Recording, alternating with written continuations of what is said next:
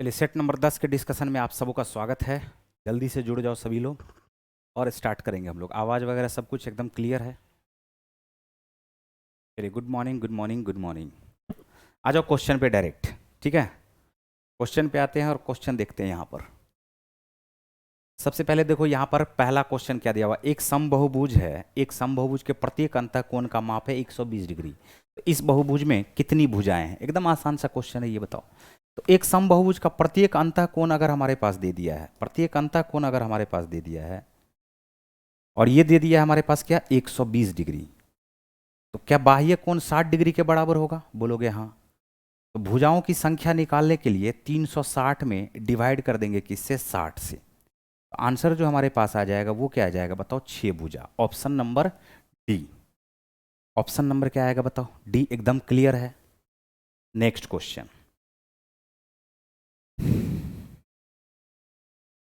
Next question देखो हमारे पास क्या कह रहा है।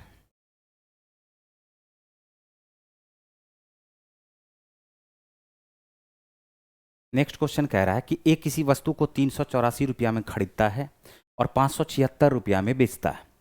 बी दूसरी वस्तु को 1254 में खरीदता है और 1672 में बेचता है।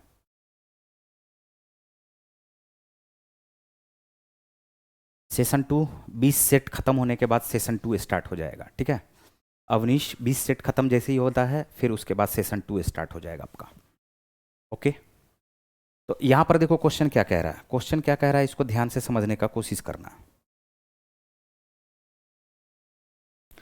क्वेश्चन कह रहा है कि 384 रुपया में खरीदता है और 576 में बेचता है। बी दूसरी वस्तु को 1254 में खरीदता है और 1672 में बेचता है। तो ए का प्रतिशत लाभ और बी का प्रतिशत लाभ का अनुपात ज्ञात करें। तो जब ए का प्रतिशत लाभ ज्ञात करोगे तो यहाँ से लाभ कितना आ रहा है बताओ, 576 में से अगर हम 384 को माइनस कर देंगे तो ये जो हमारे पास आ जाएगा, ये आ जाएगा हमारे पास 192 का प्रॉफिट। कितना का प्रॉफिट आ जाएगा, 192 का। 192 का प्रॉफिट निकालोगे किसके रेस्पेक्ट में, 384 के रेस्पेक्ट में। परसेंटेज निकालने के लिए क्या करोगे, गुना करोगे 100। और इसका जो अनुपात पूछा जा रहा है वो पूछा जा रहा है 1254 से। फायदा कितना हो गया, 1672 में से 1254 घटाओगे तो ये हमारे पास आ जाएगा 418। 418 और 418 किसके रेस्पेक्ट में, ये 1254 के रेस्पेक्ट में ये प्रॉफिट हो रहा है। ओके, और इसको किससे गुना कर दोगे बताओ, 100 से। अब इसका पूछ रहा है हमसे अनुपात, तो कुछ काटने का ज़्यादा जरूरत नहीं है, ये 100 से 100 कट जाएगा खुद से। 19 दूनी 38, ये बताओ क्या 1/2 हो गया क्या? ये हमारे पास क्या हो गया, 1/2। और 418 तिया 1254, ये 1/3। तो 3 ऊपर चला जाएगा, 2 नीचे चला आएगा। तो आंसर हमारे पास क्या बनेगा बताओ, 3/2। Option number C. Option number क्या बनेगा बताओ, सी। क्लियर है?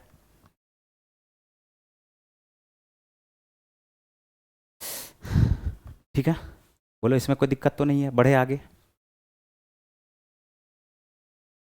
सरल कीजिए, देखो इसको सरल करना है। इसमें सरल करने वाली कुछ बात नहीं, एकदम आसान है। क्रॉस मल्टीप्लाई करो, साइन ए को साइन ए से मल्टीप्लाई करोगे, साइन स्क्वायर ए आएगा।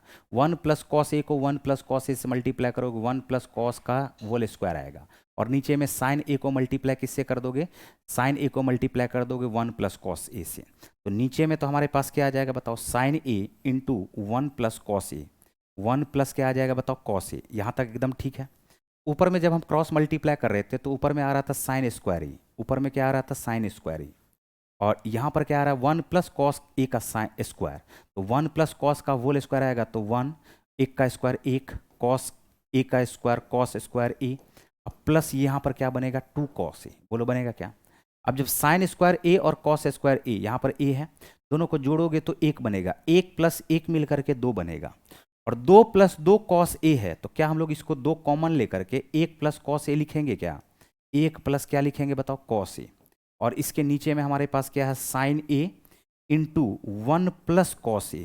तो sign A into 1 plus cos A अगर हमारे पास दिया हुआ तो ये दोनों देखो कट जाएगा। और जैसे ही ये दोनों कट जाएगा, जैसे ही ये दोनों कट जाएगा तो यहाँ से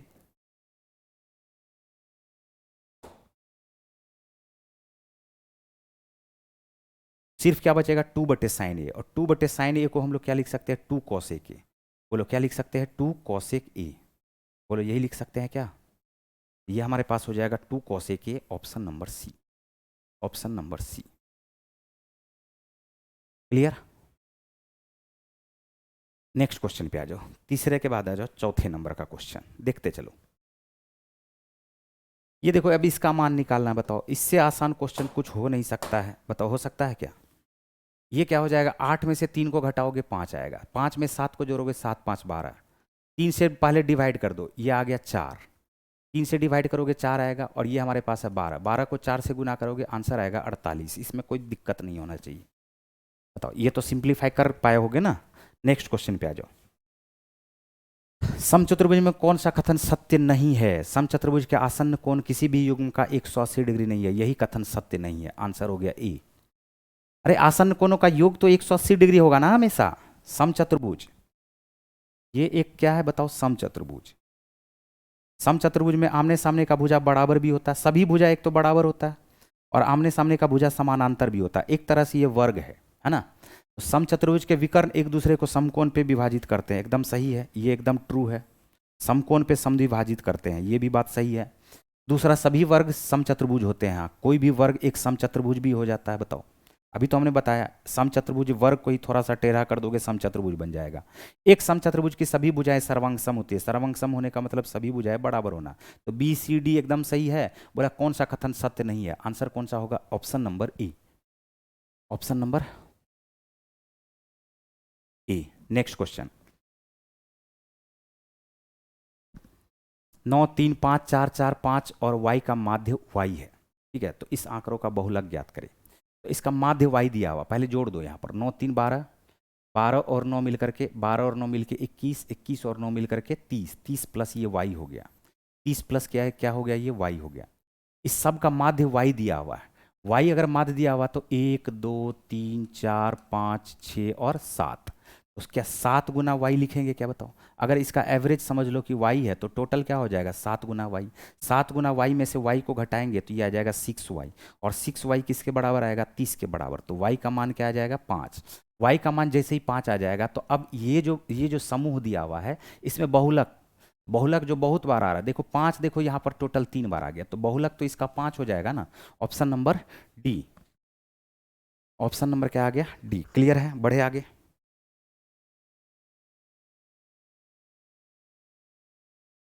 नेक्स्ट, 10 वर्ष पहले एक माँ की आयु उसके पुत्र की आयु की 3 गुनी थी। 10 वर्ष पहले, कितना वर्ष पहले, 10 वर्ष पहले, 10 वर्ष पहले उसकी माँ की जो आयु है पुत्र की आयु की 3 गुनी थी। कितनी गुनी थी, पुत्र की आयु की 3 गुनी थी, पुत्र की आयु की 3 गुनी थी, ठीक है। 5 वर्ष पहले, कितना वर्ष पहले, 5 वर्ष पहले, 5 वर्ष पहले इसका जो आयु है पुत्र की आयु की 2.5 गुनी होगी, यानी 5 अनुपात क्या होगी, 2 होगी। तो क्वेश्चन पूछा जाता है वर्तमान में उसकी आयु कितनी है, वर्तमान में उसकी आयु कितनी है। देखो यहाँ पर ध्यान से, हम चाहे तो क्रॉस प्रोडक्ट मेथड लगा करके बहुत ही आसानी से क्वेश्चन सॉल्व कर सकते हैं। 10 वर्ष पहले, 5 वर्ष पहले, इस दोनों का अंतर क्या होगा, 5 वर्ष। ये 10 वर्ष पहले, आज से 10 वर्ष पहले, और ये आज से 5 वर्ष पहले है, तो टाइम का जो डिफरेंस आ रहा है वो आ रहा है 5-5 वर्ष का। लगा दो क्रॉस प्रोडक्ट मेथड, 3 को 2 से मल्टीप्लाई करो, 3 दूनी 6, 1 को 5 से मल्टीप्लाई करो 5, अंतर क्या आया, 1 के बराबर, 5 दूनी 10, 5 पचे 25, जो अंतर आ गया है वो आ गया है 15 के बराबर। तो 1 यूनिट अगर 15 के बराबर है तो 3 यूनिट बराबर हम लोग निकालते हैं, तो 3 यूनिट बराबर क्या आ जाएगा, 15 तिया 45, 15 तिया 45। ये तो 10 वर्ष पहले माँ की आयु है 45, तो बताओ अभी वर्तमान में आने के लिए क्या हमको 10 जोड़ना पड़ेगा क्या, बताओ इसमें। तो 10 जैसे ही ऐड कर दोगे तो हमारे पास जो आंसर आ जाएगा वो क्या आ जाएगा, 55 वर्ष। कितना वर्ष आ जाएगा, 55 वर्ष, ऑप्शन नंबर ए। कितना वर्ष आ जाएगा आपका, ऑप्शन नंबर ए, 55 वर्ष। क्लियर है।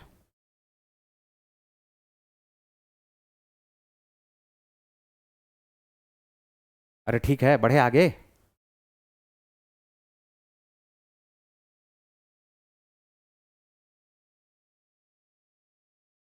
नेक्स्ट,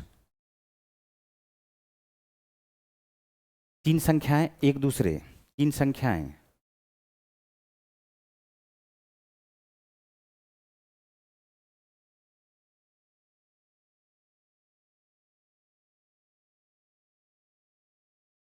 क्वेश्चन कहा जा रहा, 3 संख्याएं एक दूसरे से इस प्रकार सौभाज्य है कि उसमें से पहली 2 संख्याओं का गुणनफल 357 है और अंतिम 2 संख्याओं का गुणनफल 609 है। जैसे ये ए है, ये बी है और ये सी है। तीनों एक दूसरे का स्व अभाज्य। क्या है ये? स्व अभाज्य। ठीक है, तो इस दोनों का जो गुणनफल है a इंटू बी, ये दिया हुआ 357, और b इंटू सी हमारे पास दिया हुआ है, b इंटू सी हमारे पास जो दिया हुआ है वो दिया हुआ 609। तो हम ऐसा करते हैं, ऊपर में लिखते हैं 357 और नीचे में लिख लेते हैं b इंटू सी। b इंटू सी करोगे तो नीचे में ये हमारे पास क्या आ जाएगा? ये हमारे पास आ जाएगा 609। ठीक है, तो अब ऊपर नीचे यहाँ पर मल्टीप्लाई कर दो, किससे? 3। देखो ये किससे किससे कट रहा है, 7 से भी कट रहा है, 3 से भी कट रहा है, तो हम चाहे तो 21 से डिवाइड कर सकते हैं। 21, 21 इकाई 21, बच गया हमारे पास 14। 21 सत्ते 147, 21 से काटोगे 21 दूनी 42, और ये बच गया हमारे पास कितना? 18। 21 नब्बे 189। एक संख्या 17 आया, एक ये बी से बी कट रहा है असल में, तो ए का मान आया है 17 और सी का मान क्या आया बताओ? 29। और काटे हम लोग किससे है? 21 से, तो ऊपर भी 21 नीचे भी 21 से काटे हैं, तो अपने को पता चल गया कि ए हमारे पास 17 है और बी हमारे पास क्या है? 21 है, देख लो, और सी हमारे पास क्या है? 29 है। सी हमारे पास क्या है? 29। क्वेश्चन बोला तीनों का योगफल ज्ञात करना है। इस दोनों को जोड़ोगे 50 आएगा, 50 में 17 को जोड़ दोगे, आंसर आपका 67 आएगा। आंसर जो आपका आ जाएगा ऑप्शन नंबर बी आ जाएगा।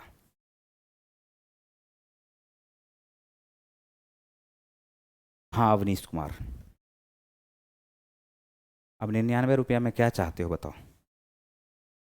20 सेट 99 रुपया में दे रहे हैं, 5 रुपया सेट भी नहीं पड़ रहा है, समझ रहे हो? 20 पंचे होता है 100। अब इससे सस्ता क्या हो सकता है? चलो नेक्स्ट पे आ जाओ।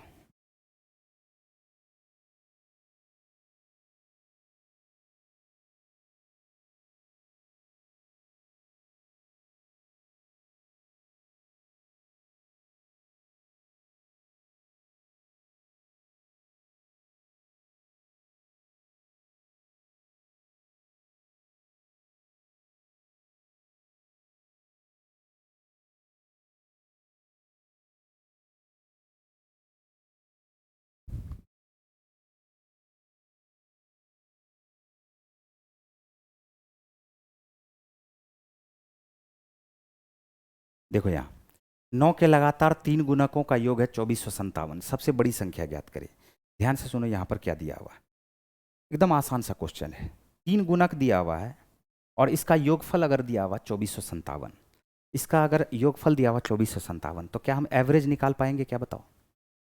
हाँ अवनीश कुमार, एएलपी का पेपर इसके बेस पर जरूर आएगा। ठीक है, प्रीवियस ईयर का क्वेश्चन है, प्रीवियस ईयर का क्वेश्चन जितना बनाओगे उतना ज़्यादा फायदा होगा। एक ऑथेंटिक क्वेश्चन आपको एग्जाम वाला मिलता है, और जब ऑथेंटिक क्वेश्चन को बनाते हैं तो उससे आपको खुद पता चलता है कि किस तरह का पेपर आ रहा है। ठीक है, देखो 9 का लगातार 3 गुणक है, 9 का लगातार 3 गुणक है, 9 का लगातार 3 गुणक है। एक बात ये बताओ, क्या आपको ये बात पता है क्या कि अगर कोई भी संख्या क्रम में लिखा हुआ है, जैसे 3 है, 6 है और 9 है, और इसका एवरेज अगर निकालोगे तो क्या ये 6 बीच वाला आ जाएगा क्या बताओ?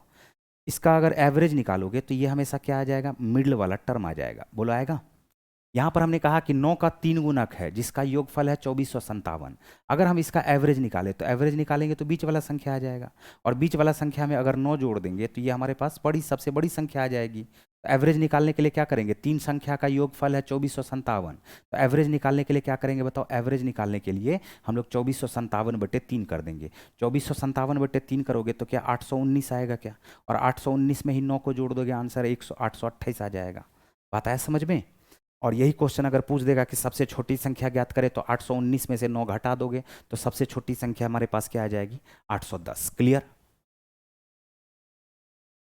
आप इसको ऐसे भी बना सकते हो घस छिलवा की तरह, ये x है, ये x+9 बनेगा, और फिर ये x+18 बनेगा। 9 का लगातार 3 गुणज, और इस तीनों का योगफल हमारे पास क्या आ जाएगा? 2457। बोलो आएगा? हम यहाँ पे x+x+x करते हैं तो 3x आ गया, तो ये 18+9 मिलके 27, 27 जैसे ही घटा दोगे तो 2457 में से 27 घटाओगे 2430 आ जाएगा, तो x का मान हमारे पास आ जाएगा 810। देखो आया? लेकिन क्वेश्चन बोला है क्या कि सबसे बड़ी संख्या, तो सबसे बड़ी संख्या हमारे पास क्या है? x+18। तो x+18 अगर कर दोगे तो 810 में ही अगर हम लोग यहाँ से 18 को ऐड कर देंगे तो आंसर जो हमारे पास आएगा वो आ जाएगा 828। क्या आ जाएगा बताओ? 828। Option number C. Option number क्या आ गया आपका? सी। क्लियर है? बढ़े आगे।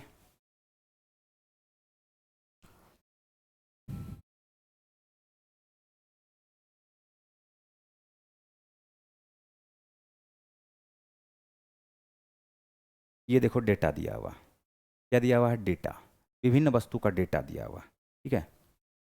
और यहाँ से हमसे कुछ क्वेश्चन पूछा जा रहा है, क्या क्वेश्चन पूछा जा रहा है वो अभी पता चलेगा।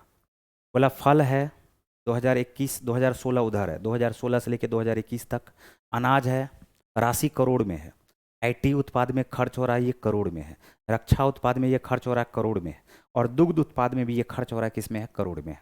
अब इस बेस्ड आपसे एक क्वेश्चन पूछ दिया गया है। क्वेश्चन क्या पूछा है पहले हम वो समझ लेते हैं। क्वेश्चन जो हमसे पूछा है, बोला 2018 से लेकर के 2020 की अवधि के लिए फल, आईटी उत्पाद और रक्षा उत्पाद का वार्षिक औसत निर्यात कितना है।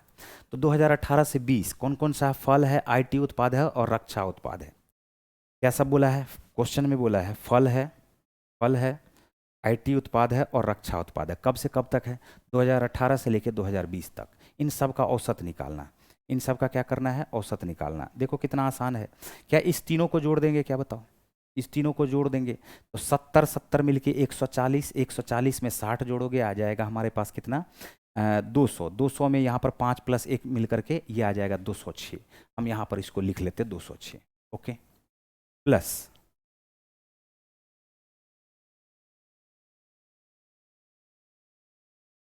206 प्लस देखो हमारे पास क्या हो जाएगा आईटी उत्पाद में। आईटी उत्पाद में आ जाएगा देखो 120, 100 और 160, 380। ये आ गया हमारे पास 380। ये क्या आ गया हमारे पास 380, ठीक है। और रक्षा उत्पाद में क्या हो गया 2018 से लेकर के 2020 तक में 110, 80, 190। और 190 में अगर 80 को जोड़ेंगे 9 8 17 275 आ जाएगा। इन सब को जोड़ के 3 से डिवाइड कर देंगे, एवरेज निकल जाएगा। सबको जोड़ दो, ये आ जाएगा 5 और 6 मिल करके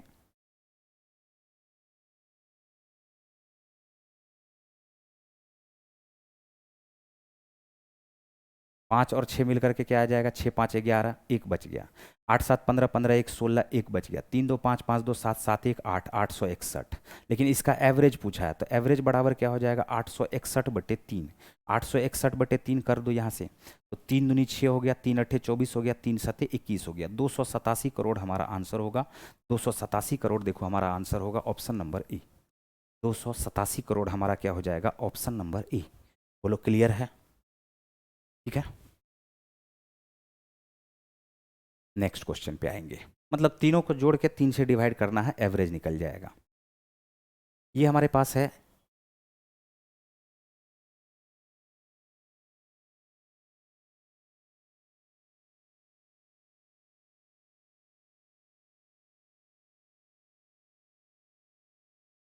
तेरह क्रमागत पूर्णांकों का औसत 36 है और इस 13 पूर्णांकों में सबसे छोटे पूर्णांक के 2 गुने को इस 13 पूर्णांक में सबसे बड़े पूर्णांक में जोड़ दिया जाए तो प्राप्त योगफल कितना होगा। सबसे पहले तो हमें पता करना होगा कि सबसे बड़ा पूर्णांक कौन सा है और सबसे छोटा पूर्णांक कौन सा है। तो क्या आपको पता है 13 लगातार अगर पूर्णांक दिया हुआ है तो इसका मतलब है कि वो लगातार संख्या दिया हुआ, ठीक है। हम चाहे तो 13 पूर्णांक को लिख सकते हैं और अभी अभी हमने बताया कि उसका जो एवरेज होगा वो पक्का मिडल वाला टर्म होगा। कौन सा एवरेज होगा, पक्का मिडल वाला टर्म होगा। ध्यान से समझना, 13 संख्याओं का औसत है 36। तो ये जो 36 है ना ये पक्का बीच में है। तो पहला टर्म और सबसे 13वां टर्म, ध्यान से समझो। अब देखो जैसे 2 लगातार पूर्णांक है तो 2 लगातार पूर्णांक के बीच में 1 है, 3 लगातार पूर्णांक के बीच में 2 है। मतलब जितना 13 पूर्णांक बोला है तो उसके बीच में कितना का गैप होगा, बोलोगे 12 का गैप होगा। जैसे 5 संख्या है तो 1 2 3 और 4, 4 को गैप हुआ। लगातार पूर्णांक है तो 1 1 1 और 1, तो 4 इकाई 4 का अंतर हो जाएगा। सिंपल सा लॉजिक है। जैसे 5 है, ये 6 है, 7 है, 8 है, 9 है, तो 5 और 9 के बीच कितना का अंतर हुआ, बोलोगे 5 और 9 के बीच तो 4 का अंतर हुआ। कैसे पता चला, हम बोलेंगे अगर सर टोटल 5 संख्या और 5 संख्या के बीच में गैप कितने का, 1 2 3 और 4 का, और प्रत्येक गैप 1 1 के बराबर है तो 4 इकाई 4। बात आया समझ में। हमने कहा कि ये 13 संख्या, 13 संख्या अगर दिया हुआ है, कितना संख्या दिया हुआ, 13 संख्या। अगर ये 13 संख्या दिया हुआ है तो इस सबसे छोटी संख्या और सबसे बड़ी संख्या के बीच का जो अंतर आएगा, अंतर जो आएगा, डिफरेंस जो आएगा, बात पे समझना, बात पे गौर करना, वो जो आएगा 13 से 1 कम करके, 13 से 1 कम कर दो, 13 से 1 कम कर दो। इसका मतलब पहले तो 12 गैप होगा और इस 12 गैप में जो है 1 1 से मल्टीप्लाई कर दो तो दोनों का बीच का जो डिफरेंस आएगा वो आएगा 12। वो क्या आएगा बताओ, 12। अब इस 12 में क्योंकि एवरेज पक्का बीच में होता है तो इस 12 में 6 ऊपर होगा और 6 क्या होगा बताओ, नीचे होगा।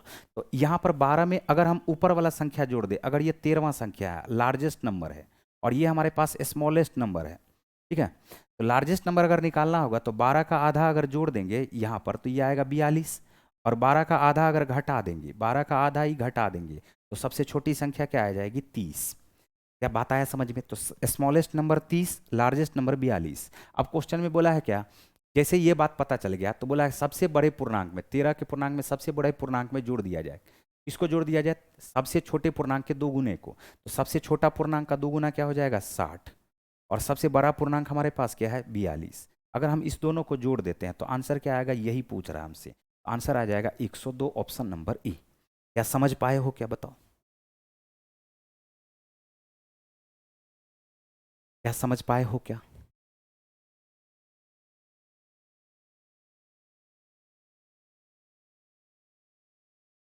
देखो चाहे तो हम इसको ऐसे भी लिख सकते हैं, देखो 13 संख्या है ना जी, पहला संख्या, दूसरा संख्या, तीसरा संख्या, चौथा संख्या, पांचवा संख्या, छठा संख्या, सातवां संख्या है, आठवां संख्या, नौवां संख्या, 10वां संख्या, 11वां संख्या, 12वां संख्या, 13वां संख्या, टोटल 3 संख्या, तो टोटल 13 संख्या। और इसका पक्का बीच वाला कौन सा होगा, तो बोलोगे 6 इधर हुआ 6 उधर हुआ, तो बीच वाला पक्का होगा 7वां संख्या। तो 1 2 3 4 5 6 7वां संख्या, ये एवरेज कहलाएगा। ये एवरेज हमारे पास क्या होगा बताओ, 36। 36 से देखो ना, 36 से एक कम 35, 35 से 34, 34 से 33, 33 से 32, 32 से 31, 31 से पहले सबसे छोटी संख्या 30, 36 के बाद 37, 38, 39, 40, 41 और 42, सबसे बड़ी संख्या 42। तो ऐसे पता कर सकते हैं, लेकिन ये 13 संख्या है तो इसको पता कर सकते हैं। 103 संख्या पूछ देगा तब कैसे पता करेंगे? तो इसीलिए हमने क्या कहा, इस चीज़ को समझने का कोशिश करो, जितना संख्या उससे एक कम गैप होगा। और चूंकि लगातार है, एक एक का अंतर है, तो हम बोलेंगे 12, 13 संख्या के बीच में 12 का गैप, और 12 को 1 से गुना करेंगे तो टोटल जो सबसे छोटी सबसे बड़ी संख्या के बीच का अंतर बताओ, 12 इकाई 12। और ये एवरेज होता है पक्का बीच में, तो 12 का आधा करोगे 6 होगा, 6 नीचे होगा 36 से, 6 ऊपर होगा 36 से, सबसे बड़ी संख्या आ जाएगी 42, सबसे छोटी संख्या आ जाएगी 30। चलो अगला क्वेश्चन पे आ जाओ।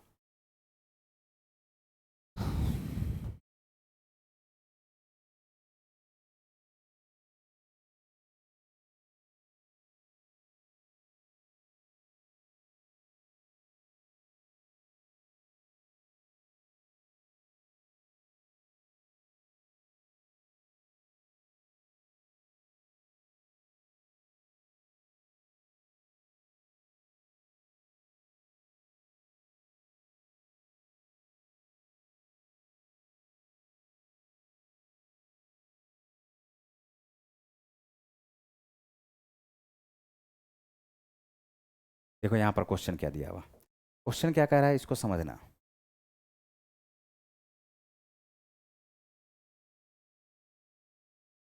क्वेश्चन कह रहा है निम्नांकित पाई चार्ट एक पावर बैंक के निर्माण में किए गए व्यय के प्रतिशत वितरण को दर्शाता है, अध्ययन कीजिए और उसके आधार पर उत्तर दीजिए। देखो ये बहुत बड़ा गलती क्या होता है, बहुत बड़ा गलती क्या होता है जानते हो, ये एक तो देखो यहाँ पर पाई चार्ट में कुछ पता ही नहीं है, हैं? यहाँ पर देखो स्लाइड बनाने में गलती है, क्वेश्चन और आगे डाल देता है, क्वेश्चन को डाल देता है आगे। अब हम इसमें क्या कर सकते हैं, अगर किसी को क्वेश्चन है किसी के पास तो ये बता दो। देखो ये क्वेश्चन क्या कह रहा है,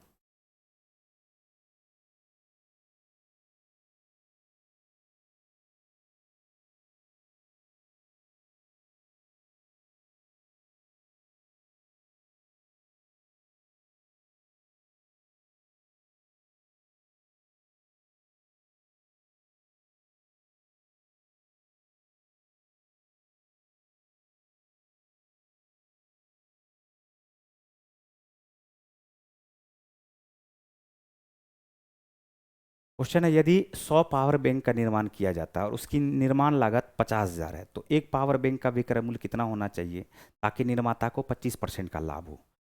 तो पावर बैंक का जो है उसका निर्माण लागत है 50,000, निर्माण लागत लगता है ये वाला है, हमें लग रहा है निर्माण लागत जो है ये वाला है, निर्माण लागत जो है ये हमारे पास है 30%। हम बोलेंगे कि 30% बराबर है 50,000 के, 30% बराबर किसके है, 50,000 के। तो 100% बराबर क्या हो जाएगा, बोलोगे 100% बराबर बड़ा आसानी से निकाल लेंगे, हम लिखेंगे 50,000 बटे 30, 50,000 बटे 30 और गुना कर देंगे किससे बताओ, 100 से, ठीक है। और बोला है क्या कि ये टोटल 100 कैलकुलेटर का दाम है। कितना कैलकुलेटर का दाम है बताओ? कैलकुलेटर का दाम कितना है? कैलकुलेटर का दाम है हमारे पास 100 कैलकुलेटर है, तो 100 कैलकुलेटर का कॉस्ट प्राइस ये हमारे पास पड़ गया निर्माण लागत से। तो 100 से अगर डिवाइड कर दोगे तो प्रत्येक कैलकुलेटर का दाम पता चल जाएगा। प्रत्येक कैलकुलेटर का दाम पता चल जाएगा। 50,000 बटे 30 और भी काट दो, 5,000 बटे 3 आ गया। लेकिन क्वेश्चन में ये कहा जा रहा है कि इसको कितना परसेंट प्रॉफिट पे? 50% का प्रॉफिट पे बेचेगा। अगर 50% के प्रॉफिट पे बेचेगा तो ये हमारे पास 5,000 बटे 3 तो था ही। अगर इसको 50% के प्रॉफिट पर बेचेगा तो 150 बटे 100 से मल्टीप्लाई कर दो, आंसर आ जाएगा। हम इसको डायरेक्ट 3 बटे 2 से भी मल्टीप्लाई कर सकते थे। तो 3 से 3 कट गया, 2 से इसको काटोगे ये 2500 बार में कट जाएगा। 2500 बार में कटोगे, इसका मतलब है कि एक कैलकुलेटर का जो दाम होना चाहिए, विक्रय मूल्य होना चाहिए, वो क्या होना चाहिए? 2500 रुपया। हम एक बार फिर से समझाते हैं, एक बार ध्यान से देखने का कोशिश करो। बोला टोटल जो निर्माण लागत है, और निर्माण लागत क्या है? 30% है। बोला निर्माण लागत है 50,000, निर्माण लागत है 50,000, और 30% अगर 50,000 के बराबर है तो 100% बराबर क्या होगा? यानी पूरा इसका टोटल कैलकुलेटर का दाम क्या हो जाएगा? 50,000 बटे 30 गुना 100। तो 100 कैलकुलेटर का दाम इतना है, तो एक कैलकुलेटर का दाम 100 से डिवाइड कर दोगे, 5,000 बटे 3 आ गया। अब इसको प्रॉफिट पे बेच रहा 50%। 50% प्रॉफिट का मतलब 3 बटे 2 से गुना कर दो। जैसे 3 बटे 2 से गुना करोगे और सेलिंग प्राइस निकल जाएगा एक कैलकुलेटर का 2500। यानी इसका जो आंसर हो जाएगा वो क्या हो जाएगा? Option number A. Option number क्या आ जाएगा आपका? ए। क्लियर है? बढ़े आगे।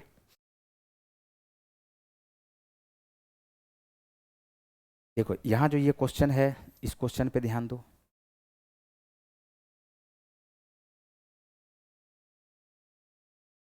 क्वेश्चन कह रहा है क्या कि आपको निकालना है, आपको निकालना 45, 78 और 117 का HCF। अगर HCF निकालना है तो इसका मतलब काटने वाली संख्या होगी। 45 को तो 5 काट दे रहा है क्या? 78 को काट दे रहा है क्या? नहीं। 7 देखो, 7 तो काटेगा भी नहीं, भूल से भी नहीं। 9 से चेक करो पहले, क्योंकि 3 और 9 में 9 बड़ा है। 9 से चेक करो, 9 पचे 45, 13 में 117, लेकिन 9 से 78 नहीं कट रहा है, तो 9 भी नहीं होगा। इसका HCF क्या हो जाएगा बताओ? 3 हो जाएगा। इसका HCF क्या हो जाएगा? 3। जो तीनों को काटने में जो सबसे बड़ी संख्या है, दी गई संख्या में, दी गई संख्याओं को काटने वाली संख्याओं में सबसे बड़ी संख्या को हम लोग बोलते हैं महत्तम समापवर्तक या HCF, highest common factor. Next question देखो। नेक्स्ट क्वेश्चन हमारे पास क्या दिया हुआ है? कहा जा रहा है यदि चक्रवृद्धि ब्याज की दर से कोई धनराशि 10 वर्ष में स्वयं की दुगुनी हो जाती है। स्वयं की कितनी गुनी हो जाती है? दुगुनी हो जाती है। तो समान ब्याज दर पर समान धनराशि कितने वर्ष में स्वयं की 16 गुनी हो जाएगी? एकदम आसान सा क्वेश्चन है। एक से कोई ये 2 गुना हो गया, एक से ये कितना गुना हो गया? 10 वर्ष में 2 गुना हो गया। तो अगले अगले 10 वर्ष में ये 2 से 2 गुना हो जाएगा 4। बोलो होगा कि नहीं होगा? अगले 10 वर्ष में 4 से 2 गुना हो जाएगा 8, और अगले 2 वर्ष में फिर से ये 8 से 2 गुना हो जाएगा 16। इसका मतलब टोटल जो हमारे पास टाइम लग रहा है वो क्या लग रहा है? 10 प्लस 10, 10 प्लस 10 प्लस 10 मिल करके क्या आ जाएगा बताओ? 40। मिल करके क्या आ जाएगा? ये 40। 40 वर्ष हमारा आंसर हो जाएगा option number B. Option number क्या आ गया? बी। ठीक है।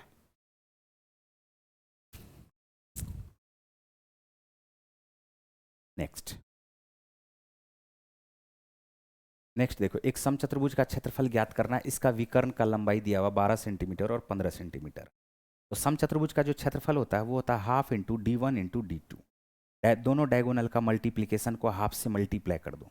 ये हमारे पास आ गया हाफ इंटू D1 हमारे पास है 12 और D2 हमारे पास क्या है? 15। 2 छाके 12, 15 छाके क्या हो जाएगा? 90। 90 centimetre square. Option number D. Option number D.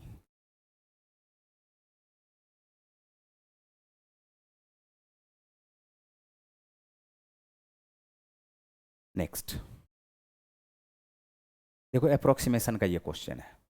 Next question है 16 नंबर का, कौन सा विकल्प उस निकटतम लगभग मान को दर्शाता है जो निम्नलिखित समीकरण के प्रश्न चिन्ह के स्थान पर आएगा? ये एकदम आसान सा और बेहद आसान क्वेश्चन है। क्या ये 125 की जगह पे 126 बोलेंगे क्या बताओ? 126, 126 में से एक 36 को घटा दोगे 90 आएगा। 126 में से 36 को घटा दोगे 90 आएगा। ये लगभग में 4 के बराबर है और ये 16 है। 16 को 4 से गुना करो, 16 चौका 64, 90 में 64 को ऐड कर दोगे, आंसर आ जाएगा 154। आंसर जो आपका आ जाएगा वो क्या आ जाएगा बताओ? 154। आंसर जो आ जाएगा वो आ जाएगा आपका 154। Option number B. Option number क्या हो गया? बी। ठीक है। नेक्स्ट।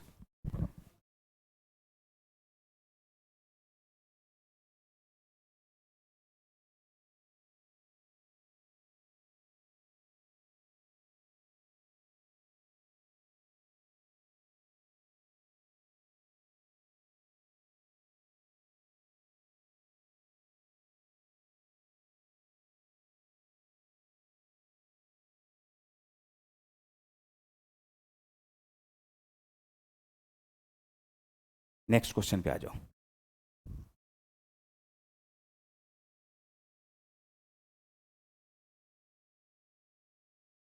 नेक्स्ट क्वेश्चन देखो, ये हमारे पास है 17 नंबर का क्वेश्चन। मान ज्ञात करना, बताओ 144 को क्या हम लोग 144 को क्या हम लोग 12 बोलेंगे, क्या बताओ? गुना। ये 169 के लिए तो 13 है, लेकिन 4 डिजिट पहले दशमलव है तो बाहर आएगा 2 डिजिट पहले दशमलव। ये प्लस है, प्लस। ये हमारे पास क्या है? प्लस। ठीक है।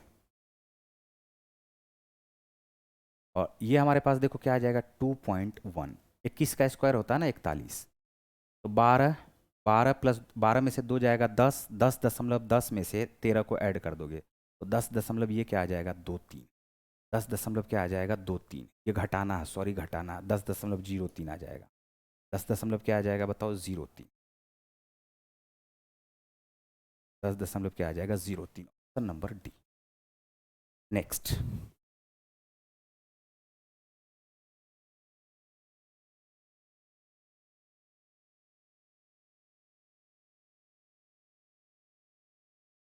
नेक्स्ट देखो 18 नंबर का क्वेश्चन है।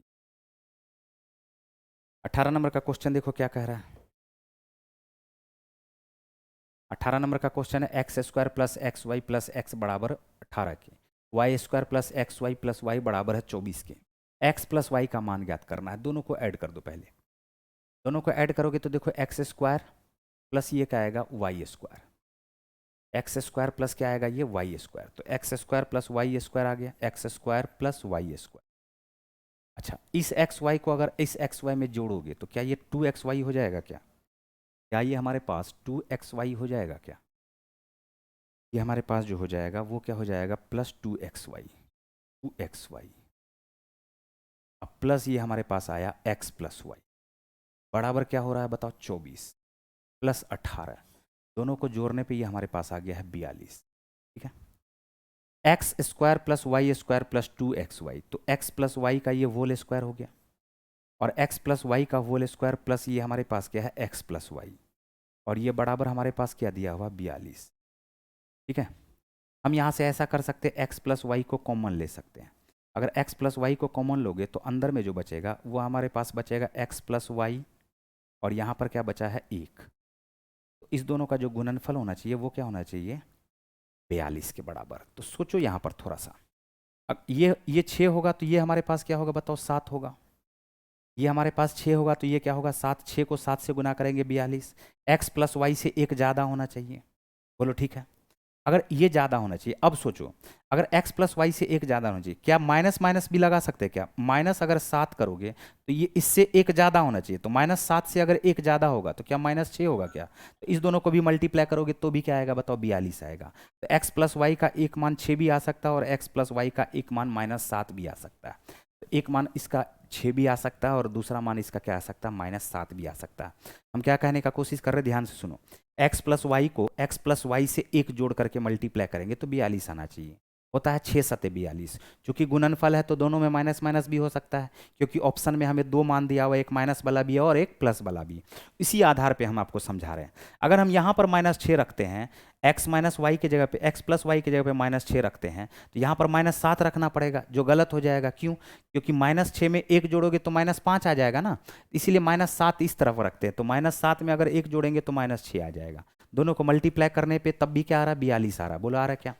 अब ये हमारे पास 6 सत्ते 42 -7 गुना 6 भी क्या हो जाएगा? 42। तो दोनों ही मान संभव है। 18 नंबर क्लियर है। Next question.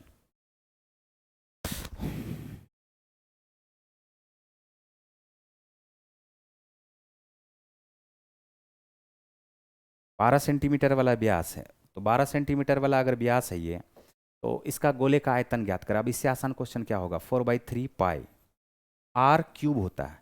तो 12 सेंटीमीटर का आधा, त्रिज्या तो हमारे पास 6 सेंटीमीटर होगा ना, तो 6 का यहाँ पर क्या करोगे? क्यूब कर दोगे। तो 6 का क्यूब करोगे ये 216 आ जाएगा। 216 गुना 4 पाई बटे 3। तो 3 से हम इसको काट सकते हैं। 3 सत 21, 3 दूनी 6, 72 दूनी 144, 144 दूनी 288। आंसर जो हमारे पास आ जाएगा वो आ जाएगा 288 पाई सेंटीमीटर क्यूब के। 288 पाई सेंटीमीटर क्यूब के। ठीक है। नेक्स्ट। वर्ष 2000 में मोनू की आय उसकी बहन की 3 गुनी थी। वर्ष 2000 में मोनू की आय उसकी बहन के 3 गुनी थी। 2010 में उसकी आयु उसकी बहन की आयु से 24 वर्ष अधिक थी। तो 2010 में मोनू की आय ज्ञात करें। देखो इस ये जो है ना फालतू का आपको बरगलाने के लिए दे दिया। तो उसकी बहन अगर 2010 में 24 वर्ष बड़ी होगी तो 2000 ईस्वी में भी तो 24 वर्ष बड़ी होगी ना, बताओ। ऐसा थोड़ी है कि उसकी बहन बोलेगी नहीं भैया 2-4 वर्ष हमको छोटा ही कर दीजिए, आप ही बड़ा हो जाइए, ऐसा नहीं होता है। अंतर क्या होगा दोनों के बीच का, कांस्टेंट होगा। तो मोनू से मोनू की बहन 2000 ईस्वी में भी 24 वर्ष बड़ी हुई होगी। तो मोनू मोनू का 2000 ईस्वी के बारे में बात कर रहे हैं। तो 2000 ईस्वी में मोनू है और मोनू की क्या है, सिस्टर है। बोलो है क्या।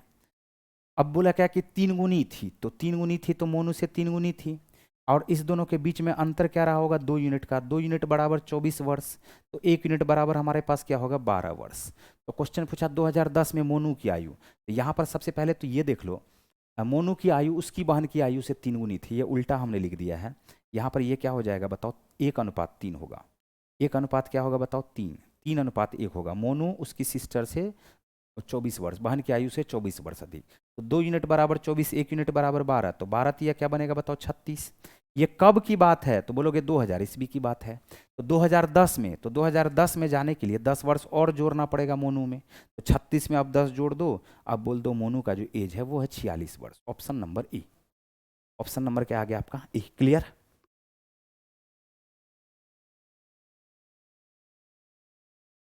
रेशियो दिया हुआ 2000 में, तो इधर हम कैसे ला सकते हैं, रेशियो को 2010 में नहीं ले जा सकते हैं। लेकिन 2010 से 2000 में जाने के लिए हमको कुछ जाने का जरूरत नहीं है।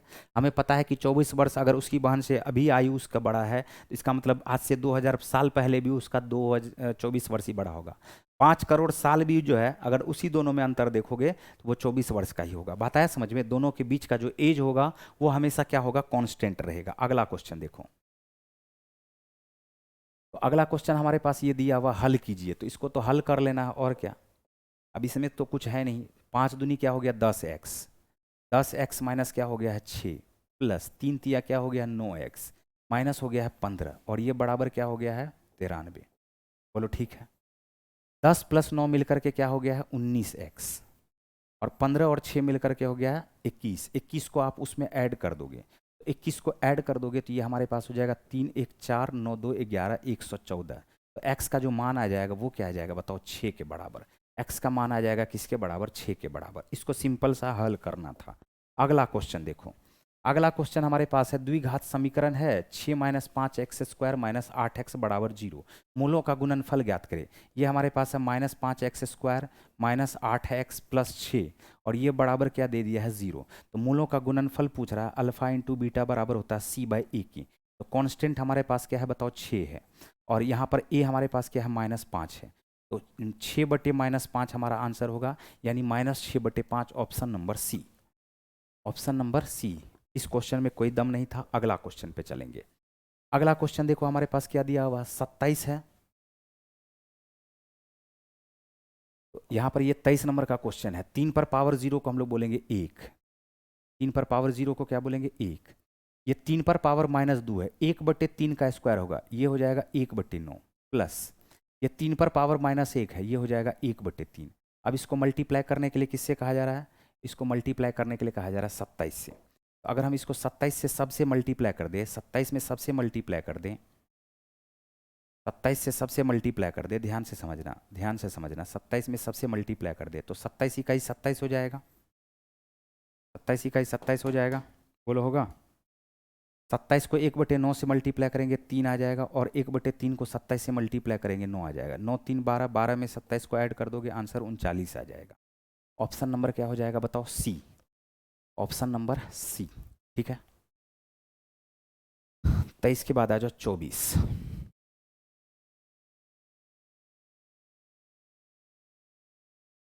24 नंबर का क्वेश्चन देखो क्या कह रहा है। महेश द्वारा कारखाने में एक वस्तु है, कारखाने में एक क्या है, वस्तु है। महेश द्वारा कारखाने में एक वस्तु का उत्पादन करने की लागत 2000 थी। उत्पाद को कारखाने से शोरूम तक जाने के लिए उसे उत्पादन लागत में 10% के बराबर खर्च करना पड़ता है। शोरूम से वह उत्पाद की उस कीमत पर बेचता है कि महेश द्वारा उस वस्तु के उत्पादन और परिवहन पर खर्च की गई कुल लागत से 15% अधिक थी। महेश शोरूम से उत्पाद को किस मूल्य पर बेचता है। एकदम आसान क्वेश्चन है। 2000 है और 2000 का 10%, तो टोटल इसका लागत मूल्य हो जाएगा 2200, बोलो होगा। और 2200 में 2200 का 15% ये प्रॉफिट ले रहा है। 2200 का कितना प्रतिशत प्रॉफिट ले रहा है बताओगे? बोलोगे 15% प्रॉफिट ले रहा है। जोड़ देंगे तो आंसर आएगा क्या बताओ? 15 दूनी 30, 30 को 11 से गुना करोगे 330 आ जाएगा। 330 में 2200 को ऐड कर दोगे, आंसर आ जाएगा 2530। आंसर हमारे पास क्या आ चुका है? 2530 में ये बेचेगा, ऑप्शन नंबर बी। ये कॉस्ट प्राइस पड़ गया, लागत मूल्य पड़ गया, और ये प्रॉफिट पड़ गया। लागत मूल्य में प्रॉफिट को जोड़ोगे, आंसर आ जाएगा सेलिंग प्राइस। अगला क्वेश्चन देखो 26 नंबर।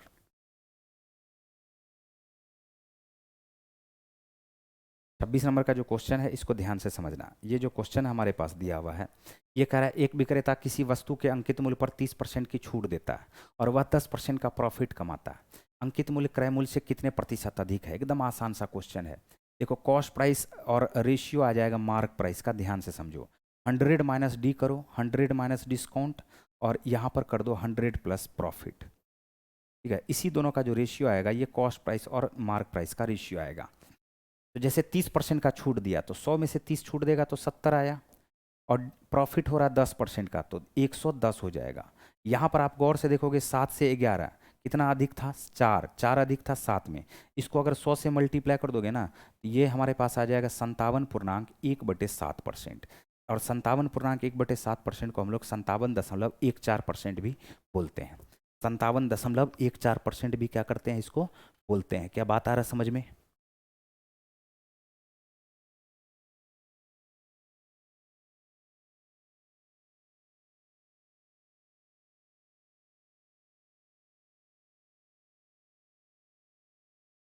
नेक्स्ट क्वेश्चन देखो 24 नंबर का क्वेश्चन। देखो क्या कहा जा रहा है। एक बाइक सवार है, एक बाइक सवार है जो 50 किलोमीटर प्रति घंटे की चाल से चलते हुए गंतव्य स्थान पर 10 मिनट देरी से पहुंचता है, और 60 किलोमीटर प्रति घंटा की चाल से चलते हुए वह 5 मिनट देरी से पहुंचता है। विकास कुमार, क्वेश्चन नंबर 24। हाँ समझा दे रहे हैं, ध्यान से देखो यहाँ पर। देखो यहाँ पर समझा ही रहे हैं। एक बाइक 50 किलोमीटर प्रति घंटे की चाल से चलती है और गंतव्य स्थान पर 10 मिनट देरी से पहुंचती है। 60 किलोमीटर प्रति घंटा की चाल से चलती है, 5 मिनट देरी से पहुंचती है।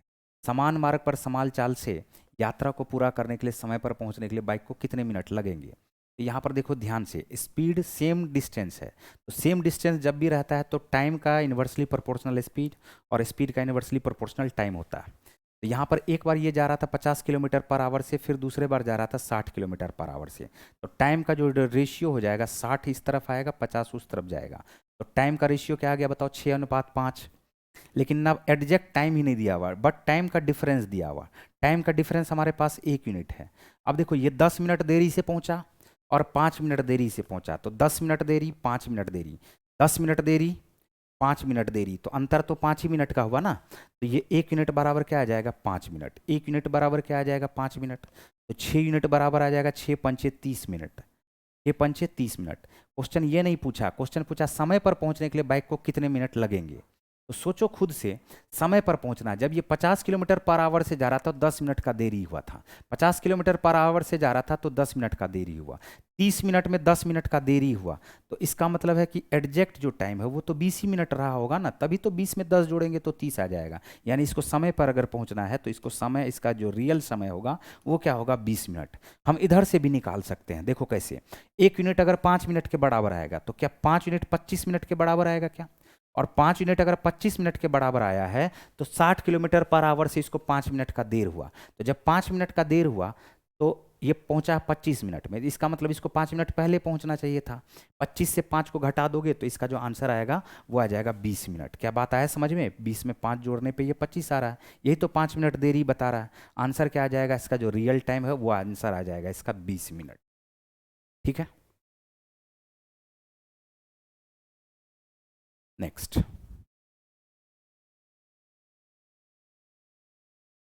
देखो 27 नंबर का क्वेश्चन बेहद आसान सा क्वेश्चन है। 24 के बाद 27 आ गया।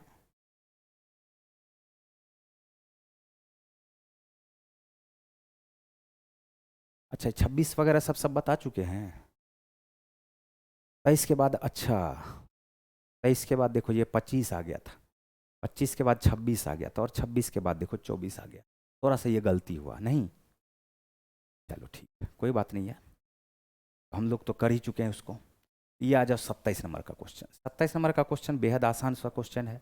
एक धनराशि को 4 सदस्यों ए बी सी डी में बांटा गया, 4:7:9:3 में। सी को डी से 720 अधिक मिला तो डी का हिस्सा ज्ञात करें। ये देखो सी का हिस्सा है और ये डी का हिस्सा है। कितना अधिक मिला है? बोलोगे 6 यूनिट अधिक मिला है। और यही 6 यूनिट बराबर हमारे पास क्या होगा? 720। क्वेश्चन पूछा है तो आपको बताना है डी का हिस्सा। तो डी का हिस्सा तो 3 है ना, तो डी का हिस्सा 3 निकालना है। तो 6 का आधा हो रहा है हमारे पास 3। 6 का आधा क्या हो रहा है? 3 हो रहा है। 6 का आधा क्या हो रहा है बताओ? 3 हो रहा है।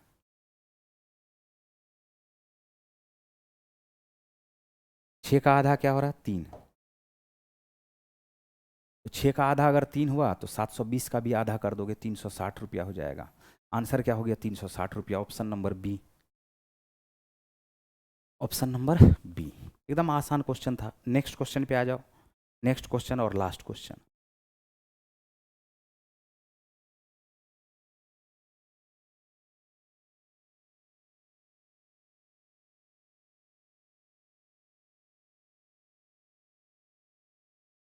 देखो 28 नंबर का क्वेश्चन। 28 नंबर का क्वेश्चन बोला एक साइकिल चालक 2.5 किलोमीटर की दूरी 4 मिनट 10 सेकंड में तय करता, समान चाल से 6 किलोमीटर की दूरी तय करने में कितना समय लगेगा? तो स्पीड सेम है। स्पीड क्या है बताओ? सेम है। और 6 किलोमीटर की दूरी को तय करना है। सिंपल सा लॉजिक है, बहुत आसान सा लॉजिक है। 2.5 किलोमीटर जाने में 4 मिनट 10 सेकेंड। 4 मिनट 1 मिनट में 60 मिनट होता है। 60 सेकेंड होता है। 60 को अगर 4 से मल्टीप्लाई करोगे 6 चौका 24, 240 सेकेंड। 240 प्लस 10 मिलकर के 250 सेकेंड लिख लेते हैं। किसी को कोई दिक्कत नहीं। तो जब 2.5 किलोमीटर जाने में 250 सेकेंड लग रहा है तो बताओ 1 किलोमीटर जाने में 250 बटे 2.5, तो 6 किलोमीटर जाने में इसको कितना लगेगा? तो बोलोगे 250 बटे लिख दीजिए 2.5 और इसको मल्टीप्लाई किससे कर दीजिए? 6 से। मल्टीप्लाई अगर 6 से कर दोगे तो ये देखो 25 से 100 बार में कट जाएगा। ये कितना बार में कटेगा? 100 बार में। क्या इसको 600 सेकंड लग गया क्या?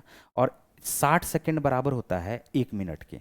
तो 600 सेकंड बराबर कितना मिनट के हो जाएगा बताओ? 10 मिनट के। आंसर आ जाएगा 10 minute. Option number D. Option number क्या आ गया आपका? डी। बात क्लियर? ये हो गया आपका सेट कंप्लीट। Set number 10। उम्मीद करते हैं कि आप सबों को बहुत बढ़िया तरीके से, बहुत बेहतरीन ढंग से समझ में आ गया होगा। दोबारा बता दे 24।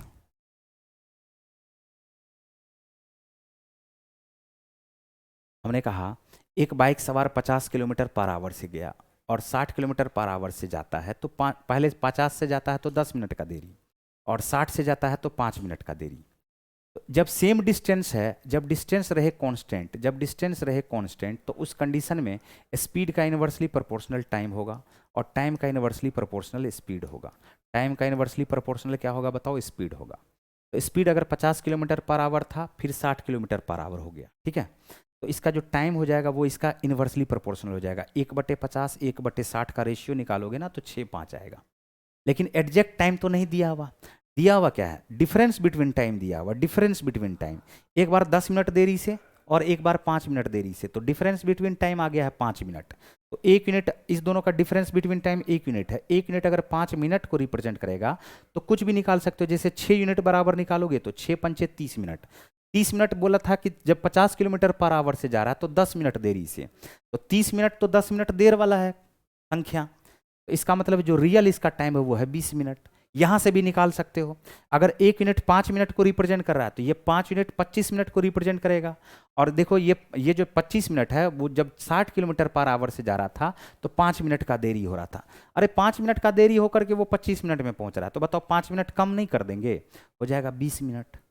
आता है समझ में? चलिए ओके।